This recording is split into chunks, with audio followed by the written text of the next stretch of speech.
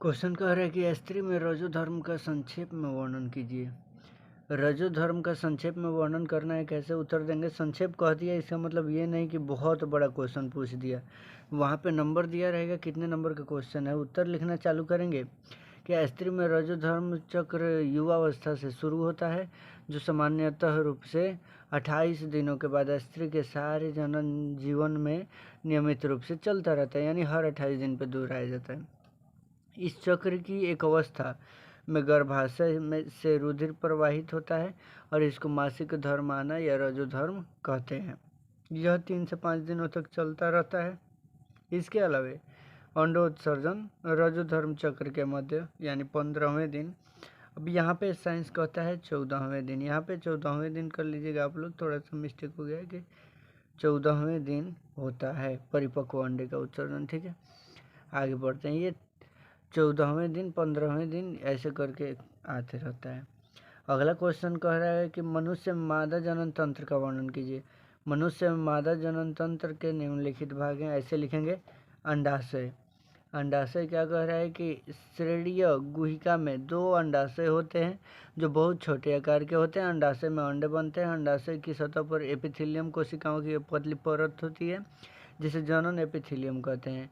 इसकी कोशिकाएं विभाजित होकर के फॉलिकल तथा अंडा बनाती हैं और अंडाशय की गुहा में संयोजी ऊतक होते हैं जिन्हें स्ट्रोमा कहते हैं। प्रत्येक फैलोपियन में एक जनन कोशिका होती है जिसे चारों ओर से स्ट्रोमा की कोशिकाएं रहती हैं और अर्धसूत्री विभाजन के फलस्वरूप जनन कोशिकाएं अंडे का निर्माण करती हैं।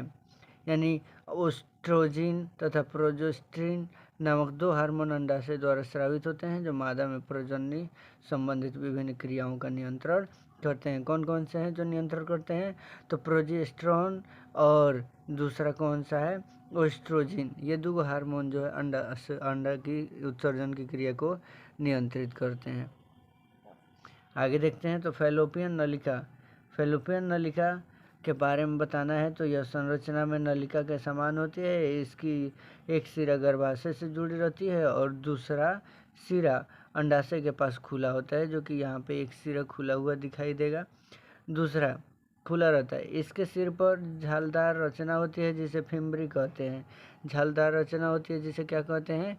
फिम्बरी कहते हैं। दूसरे पॉइंट ये याद रखने के अंडाशय से जब अंडा निकलता है तो फिम्बरी की संकुचन क्रिया के कारण फैलोपियन नलिका में आ जाता है।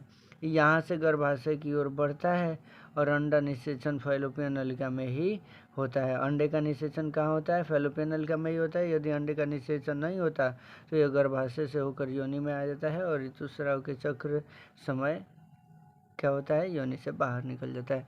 पूरा एक फिगर दे करके यहाँ पे समझाया गया है। अगर फिगर बनाने के लिए आ जाए कि मानव में मादा जनन तंत्र का वर्णन कीजिए, तो वर्णन कहाँ से कहाँ तक करेंगे? इसके पहले जो हम आपको बताए हैं कि यहाँ से स्टार्ट करना है। मनुष्य में मादा जनन तंत्र का वर्णन करें तो यहाँ से लिखना चालू करेंगे और कंप्लीट हम पहुँच जाएंगे कहाँ तक? यहाँ तक। तो ये हमारा एक कंप्लीट कहीं ना कहीं पॉइंट रेडी होगा जिसमें हम वर्णन करेंगे और 5 नंबर हमको कंप्लीट रूप से मिलेगा। आगे बढ़ते हैं। तो गर्भाशय क्या करे? तीसरा पॉइंट कि यह मूत्राशय तथा मलाशय के बीच स्थित एक मांसल रचना है और फैलोपियन नलिका इसके दोनों ओर ऊपर के भागों में खुलती है। साथ ही साथ गर्भाशय का निचला सिरा जो होता है कम चौड़ा होता है और योनि में खुलता है। गर्भाशय के अंदर की दीवार एंड्रोमेडिट्रियम की बनी होती है। गर्भाशय का मुख्य कार्य क्या है? निषेचित अंडे को परिवर्धन काल में, जब तक कि गर्भ विकसित न हो जाए यानी पूरा जन्म के समय तक रेडी ना हो जाए, शिशु के रूप में जन्म न ले आश्रय देना तथा भोजन प्रदान करना काम होता है गर्भाशय का। चौथा आता है योनि। योनि क्या कहते हैं? यह मांसल नलिका समान रचना है। इसका पिछला भाग गर्भाशय की ग्रीवा में खुलता है और मादा मूत्र निष्कासन के लिए अलग छिद्र होता है जो योनि में खुलता है। पांचवा है भग। भग क्या है? वाल्व जिसको कहते हैं। योनि के बाहर की ओर सुराख से खुलता है जिसे भग कहते हैं। आगे बढ़ते हैं। छोटे छोटे पॉइंट है, इसको आप लोग याद कर लीजिएगा। अगला क्वेश्चन पूछेगा नर में शुक्राणु की संरचना को समझाएं। तो शुक्राणु स्वयं एक कोशिका होती है जो पूंछ की सहायता से गति करती है और शुक्राणु के 3 भाग होते हैं। कौन कौन से? सिर, मध्य और पूंछ। 3 भाग होते हैं। सिर क्या कहता है कि शुक्राणु का सिर लंबा एवं चम्मच के आकार का होता है। इसके अधिकांश भाग में अंडाकार केंद्रक होता है। इसके अग्रभाग से एक नलिका उभार निकला होता है, नली के आकार का उभार निकला होता है, जिसे एक्रोसोम कहते हैं। दूसरा मध्य भाग है, तो मध्य भाग यह अपेक्षाकृत छोटा होता है और इस भाग में 2 सेंट्रिओल होते हैं। इनमें उपस्थित थाइटोकार्डिया शुक्राणु को गति करने के लिए ऊर्जा प्रदान करते हैं। कोई भी डाउट हो तो आप लोग फिर से पूछ भी सकते हैं इसके बारे में। आगे देखते हैं इसके बारे में। तो पूंछ का क्या काम है, तो यह अग्र तथा पश्च भाग में विभाजित होते हैं और यह अक्षीय तंतु की सहायता से गति करते हैं। इसका पिछला भाग झिल्ली द्वारा घिरा नहीं होता और इसे अंतिम सूत्र कहते हैं। इसको क्या कहते हैं, अंतिम सूत्र कहते हैं। इसमें से ऑब्जेक्टिव को भी आप लोग याद रखिएगा। अगला प्रश्न देखते हैं कि अगला प्रश्न क्या है। तो अगला प्रश्न कह रहा है कि पुष्पधारी पौधों में परागण से भ्रूण निर्माण तक की प्रक्रिया का वर्णन करना है। कंप्लीट, खैर वर्णन करेंगे क्योंकि हमारा काम ही वर्णन करना है। तो परागण की क्रिया के फलस्वरूप पराग के कण जयांग की वर्तिकाग्र पर पहुंच जाते हैं, जहां वे वर्तिकाग्र पे क्या होता है, स्थित चिपचिपे पदार्थ का अवशोषण करके फूल जाते हैं।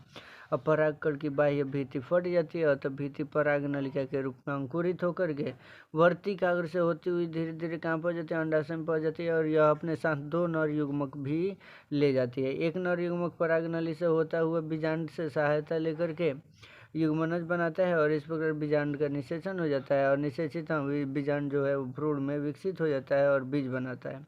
प्राय पुंकेसर, वर्तिकाग्र, वर्तिका, बाह्य दल, दल आदि सूख करके गिर जाते हैं निषेचन की क्रिया के बाद, और किसी किसी पौधों में बाह्य दल लगे भी रहते हैं, अंडाशय की फल में विकसित हो भी जाते हैं। तो जैसे कि बैगन हो गया, मिर्च हो गया, भिंडी हो गया, इस सब में बाह्य दल जो होते हैं वो उसी में लगे रह जाते हैं। फूल के विभिन्न भागों का चित्र बनाइए कहेगा, तो पहले इसको वर्णन कर देते हैं कि फूल पुष्पी पौधों में फूल लैंगिक जनन में सहायक होता है और फूलों की सहायता से बीज बनते हैं और फूलों में एक आधारी भाग होता है जिस पर फूल के सभी भाग लगे होते हैं और इसे पुष्पासन कहते हैं। फूल के मुख्य 4 भाग होते हैं। पहला बाह्य दलपुंज या हरी पत्तियाँ, दूसरा दलपुंज या रंगीन पत्तियाँ, तीसरा पुंकेसर, चौथा स्त्री केसर। तो बाह्य दलपुंज या फूल के सबसे बाहरी भाग होते हैं, यह हरी पत्तियों के रूप में होते हैं जिन्हें बाह्य दल कहते हैं। यह फूल की रक्षा करते हैं।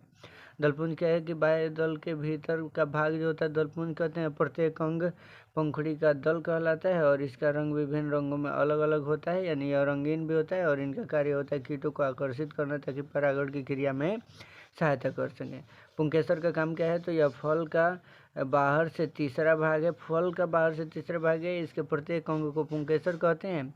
अब पुंकेसर के मुख्य 2 भाग होते हैं, परागसूत्र और पुतंतु। ये दोनों मिल करके बनाते हैं पुंकेसर को। अब परागसूत्र योजी द्वारा हो गया, यहाँ पे योजी के द्वारा परागकोश से जुड़ा होता है और परागकोश के अंदर परागकण होते हैं। ये निषेचन के बाद बीज बनाते हैं। स्त्री केसर क्या करे कि यह फूल का मादा भाग होता है और इसके प्रत्येक अंग में स्त्री केसर या गर्भ केसर कहते हैं जो उपस्थित होता है। इसके भी 3 भाग होते हैं, वर्तिकाग्र, वर्तिका और अंडाशय। अंडाशय के भीतर क्या प्रेजेंट होता है, तो अंडाशय के भीतर बीजाणु होते हैं। ठीक है, आगे बढ़ते हैं। अगला क्वेश्चन है हमारा कि गर्भ निरोधक युक्तियां अपनाने का क्या कारण है। तो उत्तर होगा, गर्भ निरोधक युक्तियां मुख्य रूप से गर्भ को रोकने के लिए अपनाई जाती है। इनसे बच्चों की आयु में अंतर बढ़ाने में सहायता लिया जाता है। कंडोम के प्रयोग से यौन संबंधी कुछ रोगों के संक्रमण से भी बचा जा सकता है, जैसे कि HIV वायरस के द्वारा होने वाला एड्स नामक खतरनाक बीमारी, जिससे हम लोग काफ़ी आसानी से बच सकते हैं। HIV का फुल फॉर्म होता है ह्यूमन इम्यूनो डेफिशिएंसी वायरस और एड्स का होता है एक्वायर्ड इम्यूनो डेफिशिएंसी सिंड्रोम। ये भी आप लोगों को याद रखना है। आगे बढ़ते हैं, जल्दी जल्दी देख लेते हैं। आज का लास्ट प्रश्न देख लेते हैं।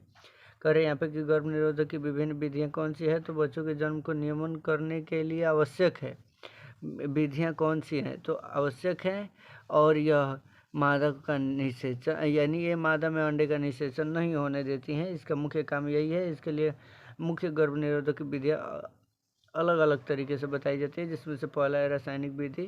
रासायनिक विधि क्या है कि अनेक प्रकार के रासायनिक पदार्थ मादा निषेचन को रोकते हैं।